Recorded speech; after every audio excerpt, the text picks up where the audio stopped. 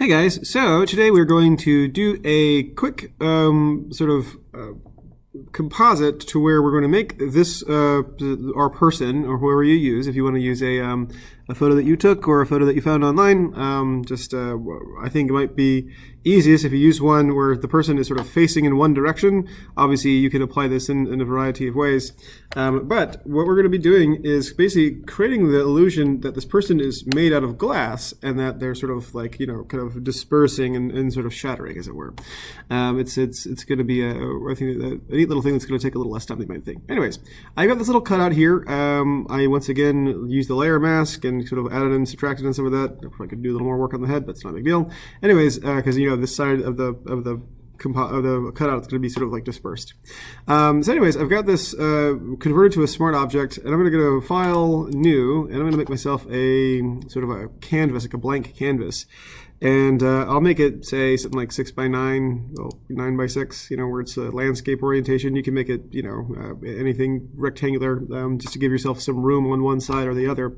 And press Create. And so what we'll do first is we'll fill this up with a little gradient. So let's click on our little adjustments layer and say gradient. And the gradient, I'm just going to choose one of these down here. I'm going to make this sort of a blue on blue. Just since we're doing glass, it's going to look kind of like, maybe cold, like icy, who knows, ice glass. And I'll just change this to sort of like a darker blue, say around here. And I'll change this. Oops, it's okay. And I'll change this into an even darker blue. So we've got this blue on blue. This is a little bit aqua, so we'll go back to hue here and find more like a blue color. Same thing here. A little closer to blue. Okay.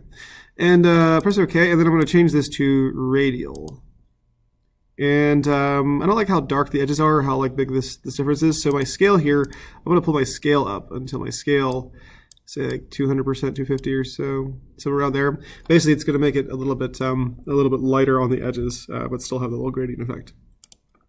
All right, with that done, I'm just going to drag in my person here, and she's going to be a good deal bigger than the canvas, I think. Let's see. Once again, I'll just drag in from the layer, and I'll drag onto the canvas there. So zooming out, I can just sort of shift and then resize and sort of place her on one side or the other. So however big, you got to think ahead about how big you want your person to be and how big you want the dispersion effect to be. So let's start off by sort of turning her a little more blue. There's a couple of different options we can do, but I wanted to just sort of explore the curves adjustment layer here. I'm going to click on my curves, and I'll make sure it's set to be a clipping mask. So we've been used to sort of making these little curves here to sort of up the highlights and reduce the shadows and stuff like that. And that's definitely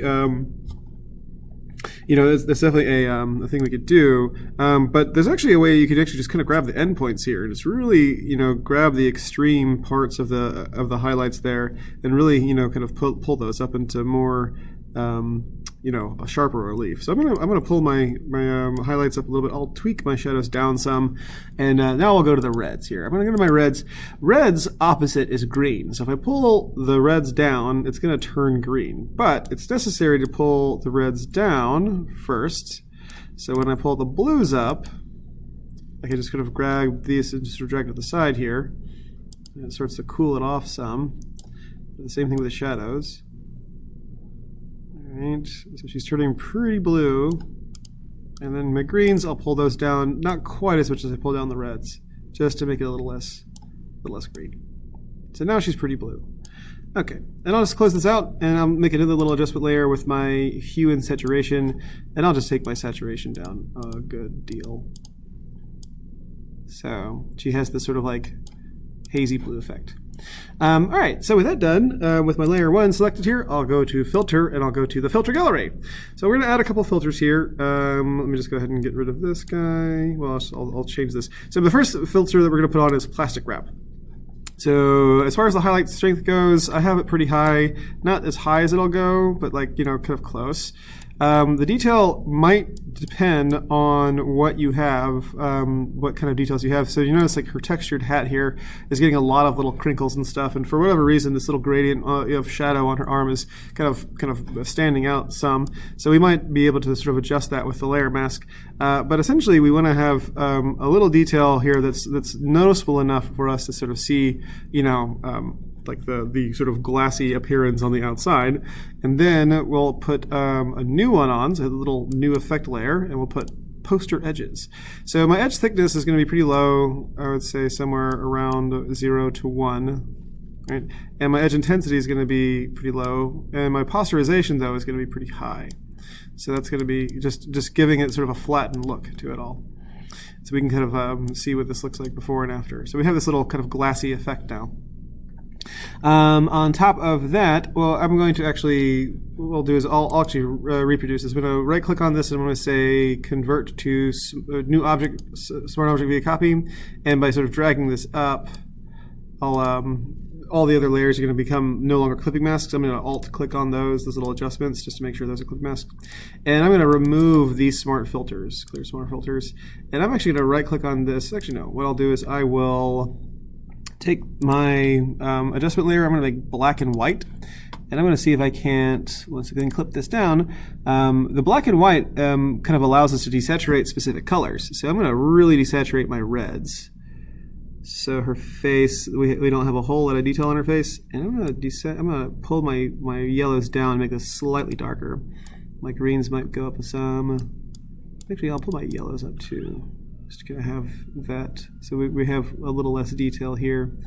And let's see how my blues are doing. My blues can kind of go down some too.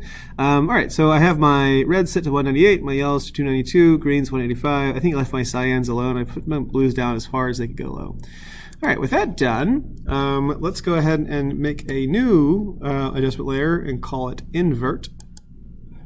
And I'll make this a clipping mask, which is going to turn parts of her that were sort of pale white into black. And that way what I can do now is I can click on my layer 1 copy and I can turn this from normal to screen, which will give me a little bit of detail on top of the face. Now, this is sort of gives a bit of a kind of a creepy glowy eye effect, so I might click on here with my fill and sort of take the fill down slightly just to project it a little bit differently.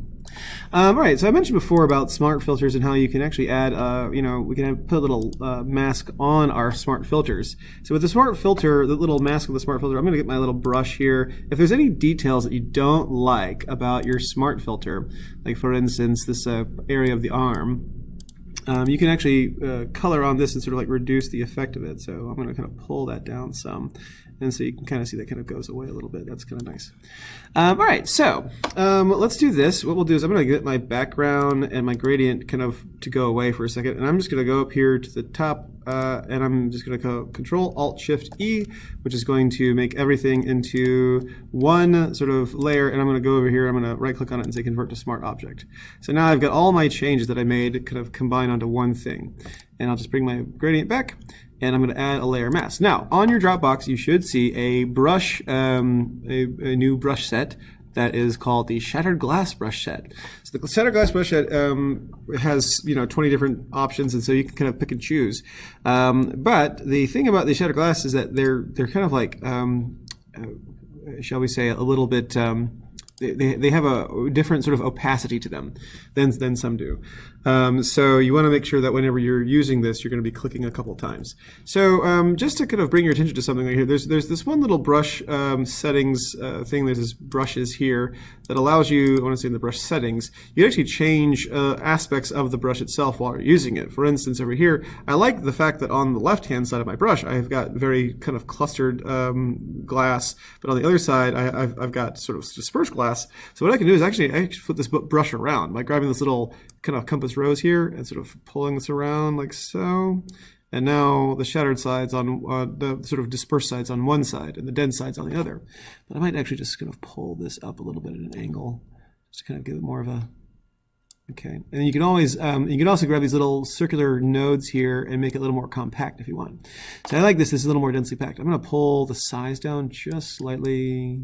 it's weird. You get like, it goes from like 500 to like 1,000 really fast. So I'll just, yeah, around 1,000.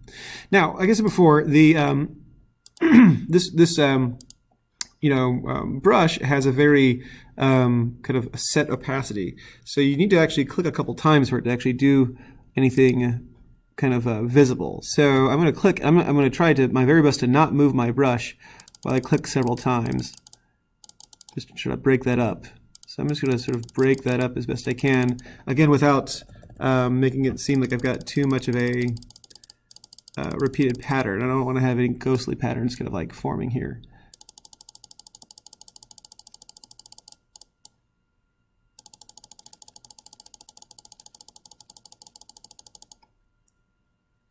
Okay, I'm going to choose a different brush here just to get a different pattern.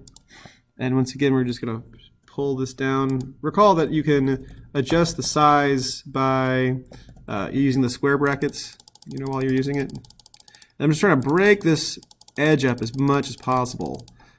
It's a lot like the spatter effect.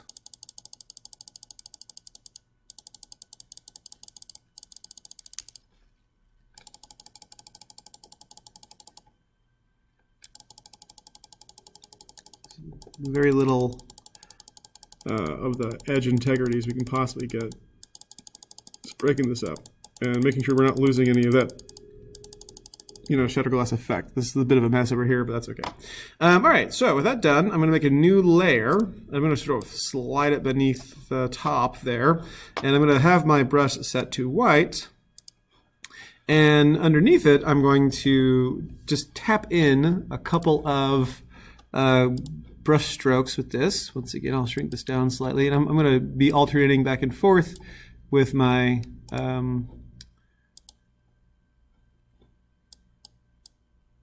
different brushes here. So I'll just click once here, and I'll click again down here, and then I'll alternate another brush. Shrink it down some, say around 1,000. Maybe a bit bigger. I'll click over here. Oops. Control V. A bit bigger here. I'll just sort of like that. So we have sort of glass flying. And then what I'll do is I'll make a new layer and put it beneath that. And I'm going to get my another brush sample there. And what I'll do is I'll just pull the opacity slightly down to say, for instance, like 60. And I'll make this a good deal smaller to give it sort of an idea that there's sort of like smaller kind of pieces of glass flying off, and so that gives it a bit more depth. You can kind of see the difference here between these two. It looks kind of cool. All right, so with these two right here, I'm just going to need to add an adjustment layer just to get my color balance right. So I'll go to my color balance, and I'll see if I can't improve my blues a little bit here. Actually, I don't think that's going to work. I think that's actually going to, I might actually just unlink that, delete that layer there. I'll just let's do this. Let's actually merge these layers down. So I'll right click on the top one, merge down, and I'll add, let's think here, a solid color, get more like a blue color.